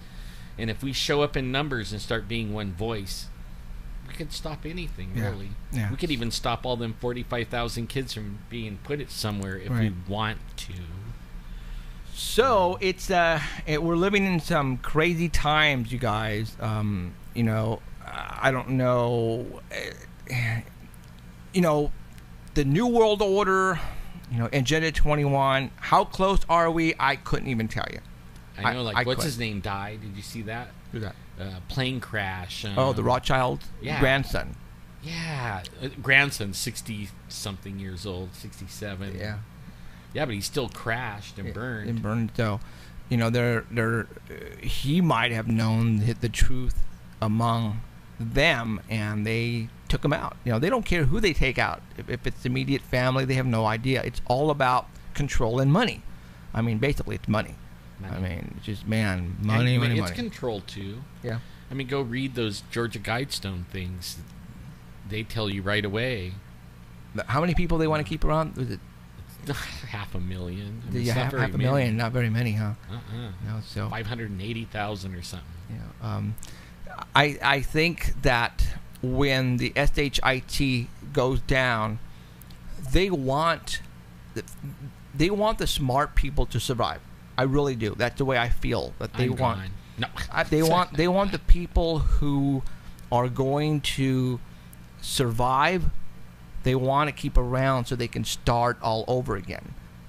There's so many people, and I hate to say it, but who live off the government, and not just because they're because you want to. Yeah, because you want to, because you don't want to go out and find work. They would rather get money from welfare because they believe it's going to be. They get more than working at a regular, minimum wage job. Wasn't there a movie where they did, I don't know, maybe I don't remember, but the whole scenario was it was a government thing, and everybody got sick because they started spreading this infection. Now, the only way you could get the cure was through the government, and even if you had enough money, they could still tell you no. It was more like a cherry picking, picking and choosing. There's many shows like that. The one that brings to mind is 2012. The one where the pole ship was trying to get in the ships. The ships, but the only people that got into these large ships were people who were very wealthy and were able to buy their family into it. Okay. Yeah, but once the door shut, even if you're wealthy, it didn't matter, man. So, you were toast. and now, as far as the whatever it is, virus. I'm trying to think of the movies that you're thinking about. See, I can't remember. I can't remember Green. either. What was that one? Soylent Green. It's an old movie, but it was like that kind of. So, let me go on. So I was since it's Father's Day today, my wife was allowed me to watch any movie I wanted. So I put on Close Encounters of the Third Kind, because that's one of my favorites. And there's the spot on there Outbreak.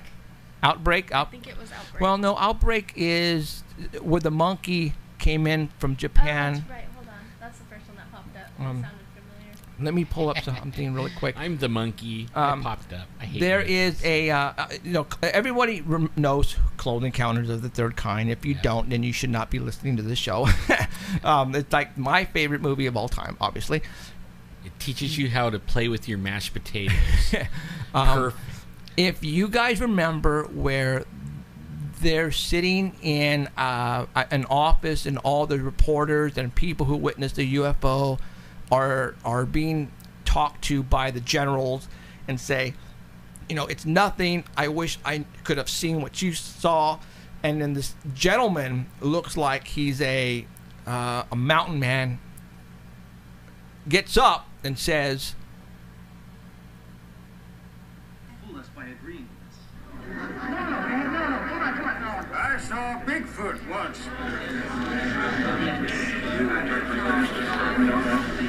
1951. Back in Sequoia National Park. Had a foot on her. 37 inches. Heel to toe. Wow. Made a sound I would not want to hear twice in my life. Okay, do you see where he said that? Sequoia National Park. Right.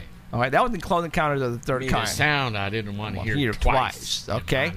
That is, Steven Spielberg, guys. I say that guy is, he knows. He knows, baby. He knows. He even picked the right park.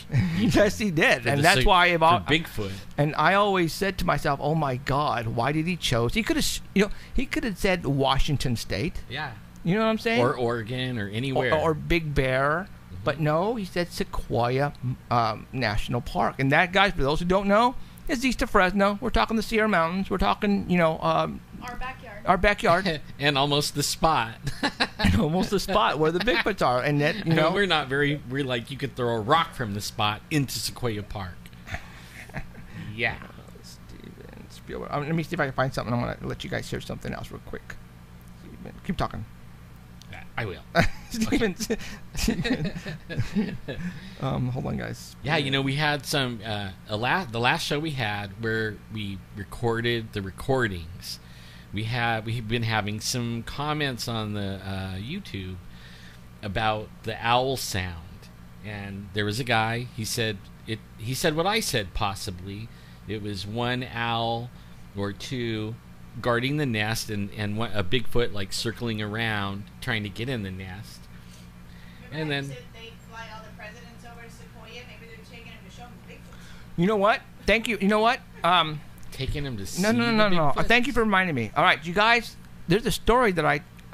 Okay, this happened right around 2001, 2000. It happened in 2000. I think it was 2000. For all those people who live here in the Fresno area, do you guys remember when President Bush Jr. came to Fresno? I remember. Okay. He parked his plane right out over at the airport. He came in on Air Force One, and the reason why as soon as they even brought Air Force One helicopter. Okay. As soon as he was inaugurated and stepped into office, the first place he went to was Fresno, California. All right, now I told this. Anyways, okay. So now what I am telling you guys is 100% fact. All right. Now he came down to Fresno, and the reason why he came down to Fresno is because he wanted to come and talk about preserving our national forest. So he flies into Fresno, and there are, just like when President Obama came down, not too long ago, there's Air Force helicopters and military helicopters. Well, he got off the plane, and he was greeted by everybody, and they hopped on Air Force One and 3 other helicopters, and they flew up to the forest. And they're going to stay in a cabin or something, I think. Now, what happened is he got out, got on a podium, and the background is the redwoods, and he's talking, we need to preserve this, blah, blah, blah, blah, blah. Okay. You would have thought that he would have came back down, hopped on Air Force One, and hightailed it out back to the White House. No. He spent the night. All right? Now, where did he spend the night? He spent the night up in the mountains, you guys. In a cabin. In a cabin. Yeah. All right, now, I had a forestry department personnel tell me that the time this all happened, he was working up in the mountains. And obviously, you all know wherever the president is, they have to keep the helicopter close by in case there's an emergency so they can get him out and fly him out quick. Well, he stayed in the mountains in a cabin by himself. And everybody's going, what? Yes, that actually did happen. At about 1 or 2 o'clock in the morning, this Department of Forest Ranger heard the helicopter start up. And it went up, and it went north of Fresno, and it landed someplace north of Fresno. Now, what? Okay. In the mountains. In the mountains, in right? the mountains. Now, you guys who have been, for all those who have been following us, know that we tell you there's something going on underneath the Fresno and north of Fresno. We believe there's a big secret underground facility here. And no one knows about it only because we have done our homework and people have been coming up and telling us. We've found, there's a lot of things happening. If you haven't been following us for the past 4 or 5 years, oh my God, you are so lost. And then we even found documents or helped find that was on the internet that when we talked about it the very next day, they were gone. They were gone, taken away. So you can't even find that no more. Okay. No more. So, President Bush stayed in the cabin. At 1 or 2 o'clock in the morning, the helicopter went up, went north Fresno, landed, came back at about 5:30 in the morning, and landed, and he was seen the following morning. News reporters, basically all the limos were up there, and they actually took him to a nearby school up there and show off. He's saying hi to all the kids, blah, blah, blah. It's basically a photo op, and they fly him back down to Fresno, and he goes back to the White House. Why in the world, have you ever heard of such a thing where a president would stay, like, I could see, especially during his presidency, well, obviously... Not without his family, and they would call it a vacation. Right. Exactly. But not normal, no. No. Okay. This is what I mean, that something very special, very top secret is going on here in Fresno, California, and has been forever. And I mean ever. We have seen weird planes parked at the airport from Japan. I have been told, and actually I spoke to, I can really go on. Should I go on and tell you guys all this? I mean, I've told you this before, but a lot of people don't know. Just don't give no names. Yeah, no names. Well, yeah. You guys know that Fresno is very high. A lot of the Hmong people live here in Fresno, California. I mean, there's a lot of Hmong people. Did you know that they tried to put like 30 or 40,000 of them in Wisconsin, and they all made it to here? Really? Yeah, they didn't stay. Most of them were here. Only a few stayed. It was there. too cold. I think they came here for another reason. Okay. Well, you guys all know I work for AT&T Telephone. There are a couple of Hmong friends of mine, employees at work at AT&T, and one of them came up to me and said, "Hey, Jeff," because he knows the stories that I tell about underground facilities. And then one day he came up, pulled me aside. He goes, "Jeff, you need to speak to my friend." I'm going, "Well, what? What's going on?" He says, "He used to be the bodyguard of General Vang Pao." And for all those who don't know, General Vang Pao is the people that the Hmong community trust. They follow him, and they treat him as the person of all people. The president. Yeah, the president. And I go, "Okay." And I go, "What about?" And he goes, "Well, you need to speak to him." I said, "Okay." And so he put me in contact only by phone, and I talked to him, and he says he was a bodyguard for him. And he says that one time he actually went with Van Pao to an underground facility north of Fresno, and it was controlled by the CIA. And I think at that point in time, it was when they were, something going on, I don't know, overseas. And that's the reason why I believe that all the Hmong people came to Fresno, is the CIA gave all of them the permission to come here for some reason.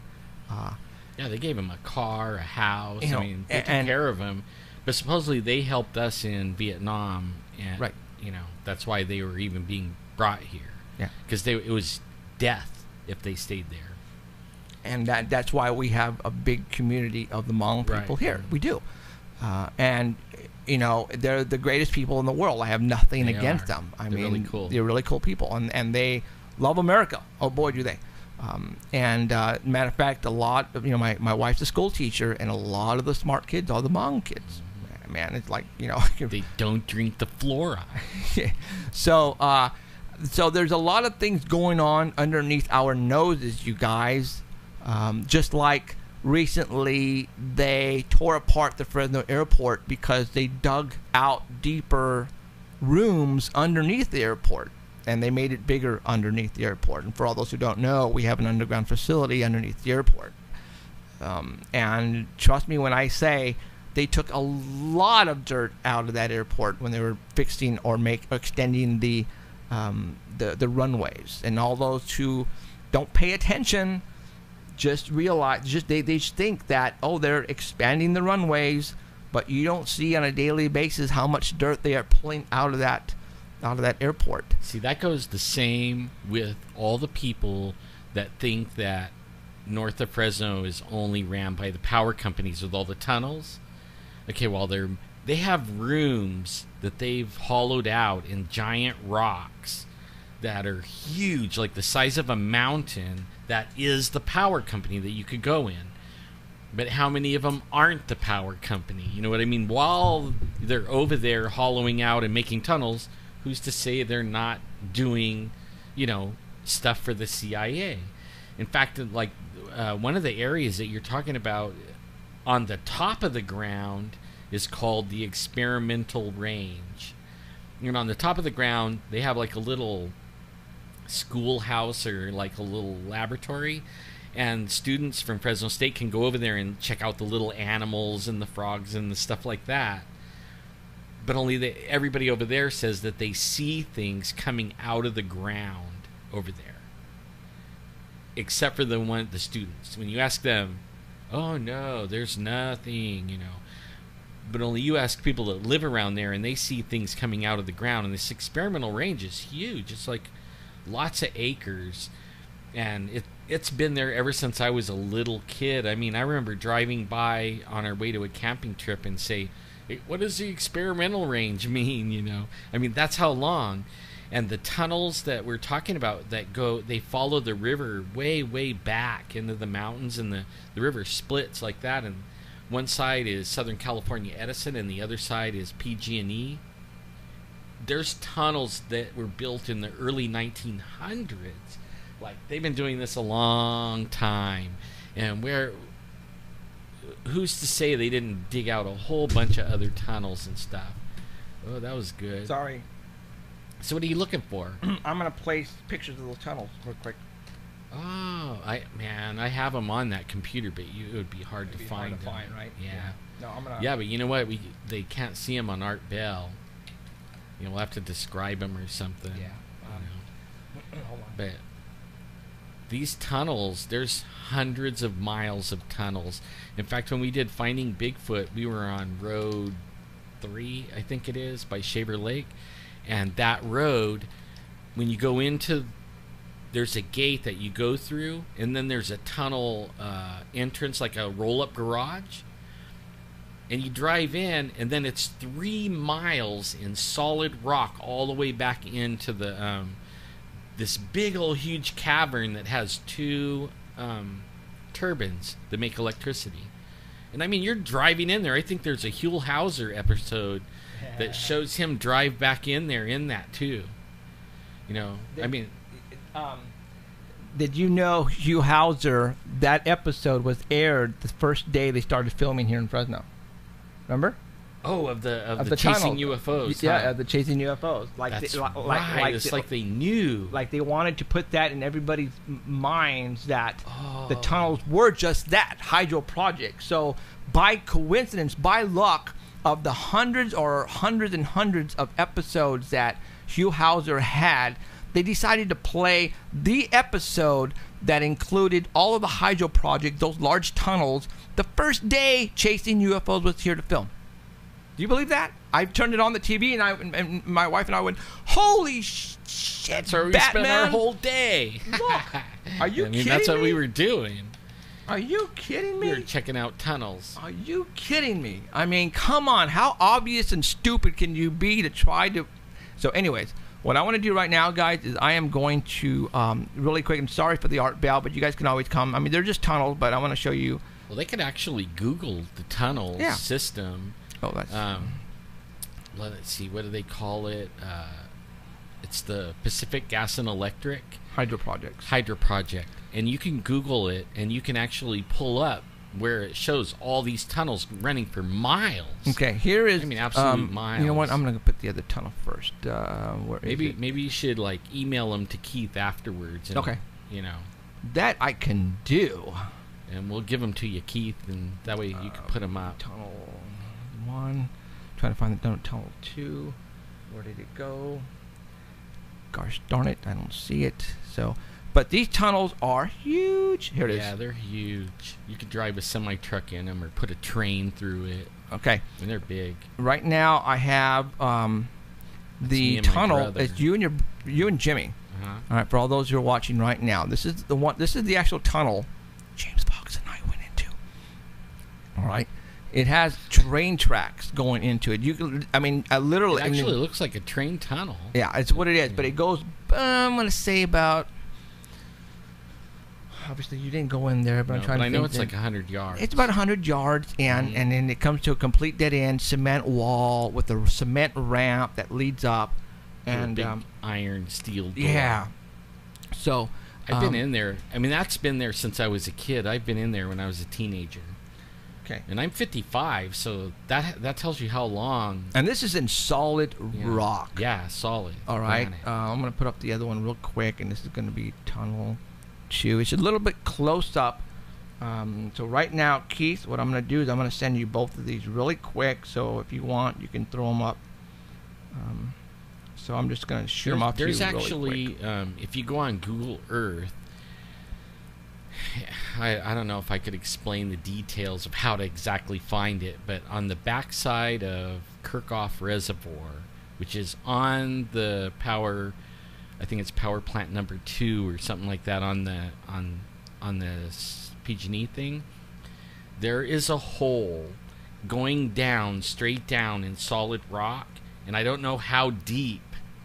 It has a fence around it. It is sheer walls going straight down. And I mean, it's like probably 90 feet across. And me and my friend stumbled onto it on a little hike, and then we were throwing things, like rocks and stuff like that. And you throw the rock, and then you're waiting for... You're waiting and waiting and waiting, and all of a sudden you hear sploosh. So you knew there was water in it, and it was real deep because it took a long time for the rock.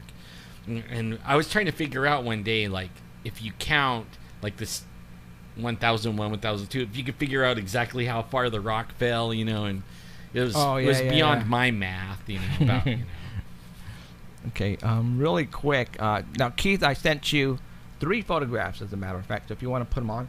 There's one photograph that I'm going to go ahead and put on right now that's at the end of the tunnel that actually will show you what we are talking about when I say cement ramp. Come on, Jeff. And that way you guys are going to go, what the hell is that? Not exactly. So hold on, guys. Just bear with me. We actually had people tell us that there is... out of these tunnels is where the radiation is coming out of. And real high radiation.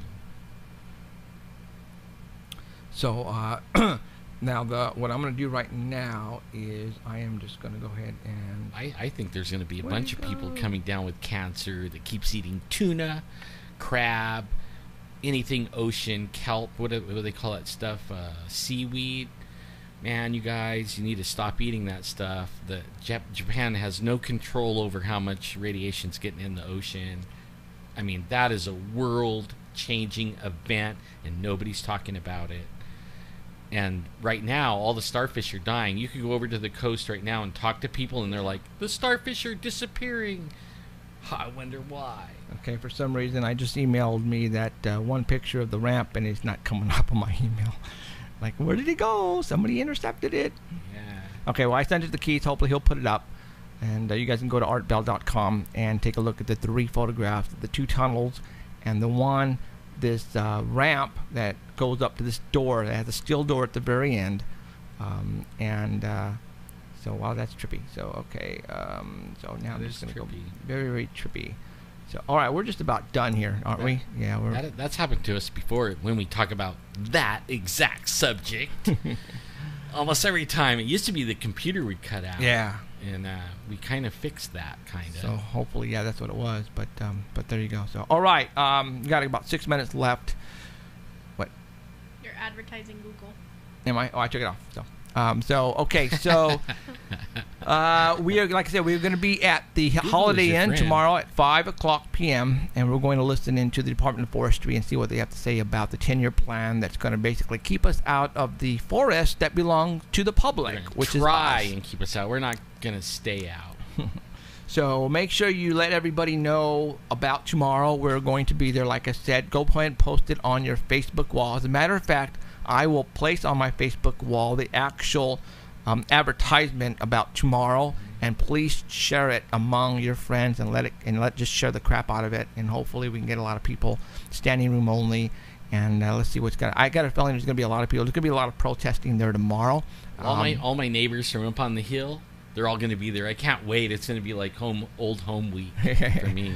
So I'm gonna take some video, and then maybe we can play some of it next week, and we'll download it and all that kind of good stuff. So it's going to be interesting tomorrow. I don't know what's going to happen. They're just going to try to give us a bunch of BS and the reason why they want to keep us out and all this kind of stuff. So I don't know. Well, there's actually going to be 3 meetings. So if you're not in this area and you're in the Bay Area, you need to go on the Forestry Department site and find the meeting for the Bay Area. There's going to be one over by Merced or someplace also for the guys over there. I mean, they're not just closing our forest off over here. All you people that are in California, all the way Northern California, Southern California, they are closed. They want to close off all the way from our area all the way up to Northern California. So they're having meetings up and down the state, and ours is the first one. So you could hear about ours, but then go looking for your area and get in there and go over there and spread the word for your area. Because once they start cutting it off, it's going to be hard to stop them.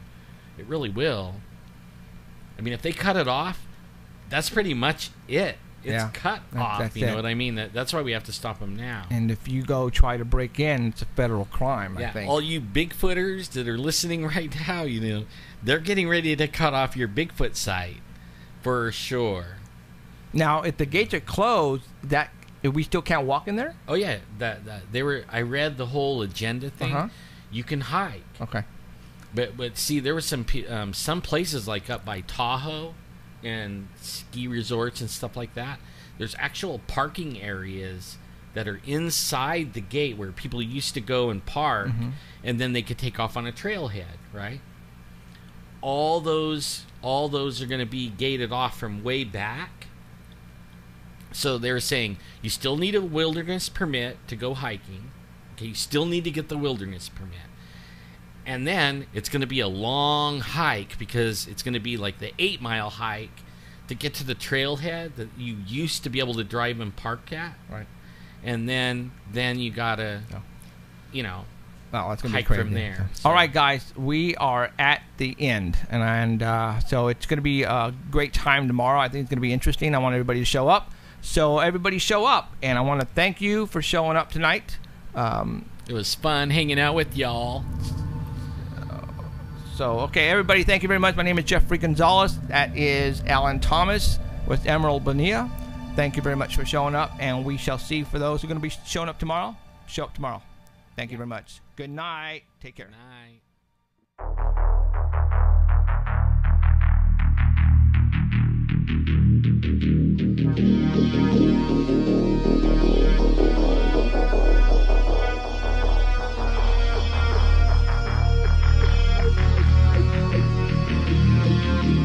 You have been been listening to Paranormal Central with Jeffrey Gonzalez and Alan Thomas, broadcasting worldwide at ParanormalCentral.net and on ArtBell.com. Stay tuned for next time.